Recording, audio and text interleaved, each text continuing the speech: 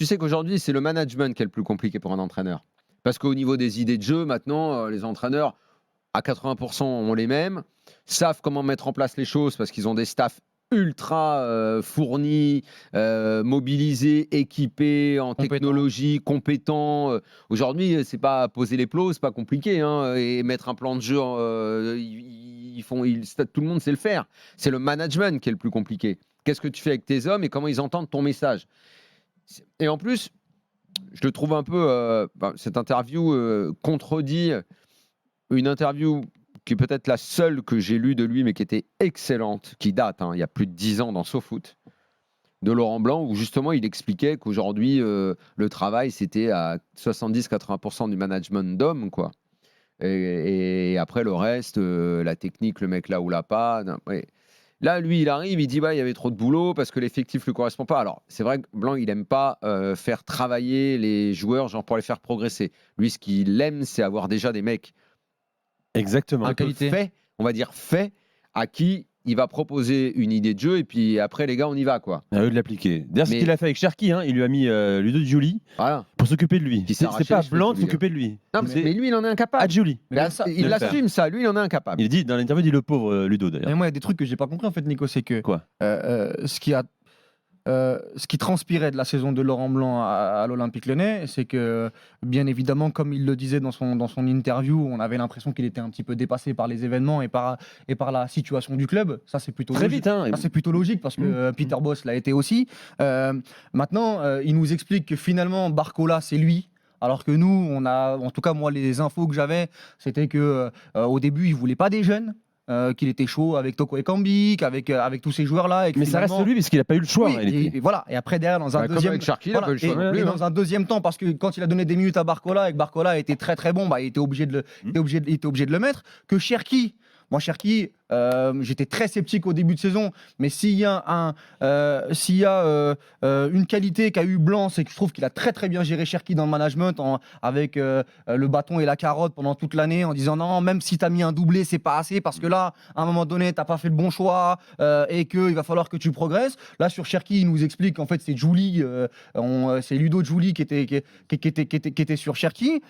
Sur le fameux plaisir, en fait, il nous donne encore une fois le sentiment qu'aujourd'hui, il ne peut pas entraîner dans le football moderne. Parce que, moi je suis désolé Nico, mais tous les entraîneurs, tu les vois, les mecs, ils n'ont plus de cheveux. Ils dorment pas la nuit, ils sont complètement à chaque fois essorés par le rythme. Essorés par le rythme où ils doivent trouver des idées. Et tu as l'impression que Laurent Blanc, lui, en fait, ce qu'il veut, c'est ouais, super, je viens au match, je caricature bien évidemment, mais je regarde avec mon staff. Et surtout, si je ne vais pas comme Boiré à Nantes, c'est mieux. Voilà, là, c'est trop dur, il y a trop de boulot. Mais pour le football moderne, il faut bosser. Il faut bosser, il faut travailler. Et c'est pas le ressenti qu'on a. Lui, il explique qu'il est entouré, qu'il a des recruteurs qui font le travail, qui travaillent avec la data. Lui, alors, il explique très clairement.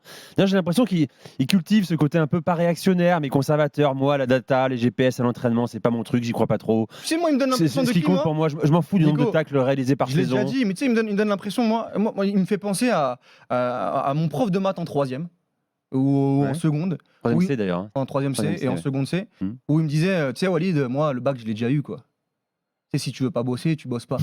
J'ai l'impression d'avoir mon prof de maths qui dit à Cherki, à tous ces mecs-là, hey, les gars, moi, ma carrière, j'ai entraîné le PSG, j'ai gagné la Coupe du Monde, j'ai entraîné Bordeaux. Hey, si vous voulez pas, vous voulez pas. Mais à un moment donné, t'es entraîneur, c'est toi qui dois participer. Ouais, t'as l'impression qu'au fond, c'est les gars, si vous voulez, je m'en fous, quoi. Voilà, si vous voulez, allez-y. Si vous voulez pas, les gars. C'est ce qu'il dit. À mon âge, je viens prendre qui va y être. Mais à un moment donné, lui ne parle que de plaisir. À mon âge, je veux prendre du plaisir. Si j'en prends pas, je m'en vais. Mais t'as des comptes à rendre. C'est pas non plus. Il prend du plaisir devant la télé, engageant. Ou il va au stade. T'as des comptes à rendre. Il a les moyens de se payer des places, des bonnes places en plus. T'as des comptes à rendre quand t'es coach. Il se met en tribune et puis il regarde les matchs. Tu dois les faire progresser, les mecs. C'est toi le coach. Et il peut même choisir ses matchs s'il veut. Là, on noircit le tableau. On parle quand même d'un gars qui a relevé l'OL cette saison, qui fait 3e sur la phase retour en Ligue 1. Relevé, oui. Les gars, avec un effectif qui était effectivement certainement en grande difficulté en termes d'ambiance, de niveau. Un léger mieux comptable, mais relevé. 3e sur la phase retour, Walid. Oui, d'accord, ok.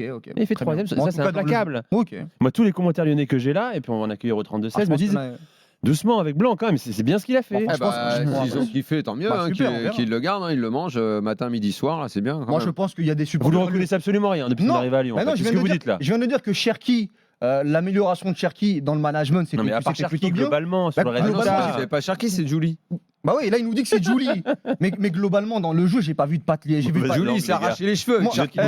moi, j'ai pas vu de patte Laurent Blanc, Nico. Tu veux que je te dise? Parce qu'en plus, on en parle souvent avec Daniel. Je parle pas de Pat, je te parle de Non, mais résultats. moi, à l'époque, Laurent Blanc, bon, j'étais beaucoup plus petit, mais à Bordeaux, au Paris Saint-Germain, je trouvais quand même que ces équipes jouaient plutôt bien. Il y avait un truc. Il y avait une, il y avait- il y avait- il y avait clairement une- un il y style. avait une patte. Il avait clairement une idée. Voilà, il y avait une patte, un style. Je suis désolé. Mais même le 5-4 Montpellier-Lyon, t'es mené 4-1 à la 60e, tu te fais rouler par Montpellier. C'est une fin de match assez rocambolesque qui t'amène ça avec Barcola, Lacazette. Le match contre Nantes qui était le plus important, la demi-finale où Nantes n'avait pas gagné un match depuis 1 mois et demi. Ils ont perdu 1-0. Il arrive en conférence de presse en disant bon, bah, Ludo Blas.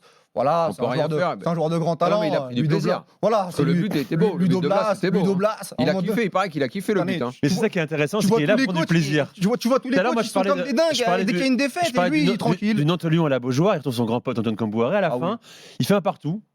Non, 0-0. 0-0. Ouais, il était Et puis en c'est la interview, scène. il dit avec Antoine, ben non, on est content. Ah, Nous, c'est- ça nous va parce qu'on Bah est oui. potes. C'est la scène Prime Vidéo. Tu vois, il a une forme de désinvolture Mais qui me fait oui. marrer un peu quand même. Moi, j'aime bien ça. Mais c'est plus Quand en t'es phase, supporter, avec le peut-être football actuel, Nico. Pourquoi pas.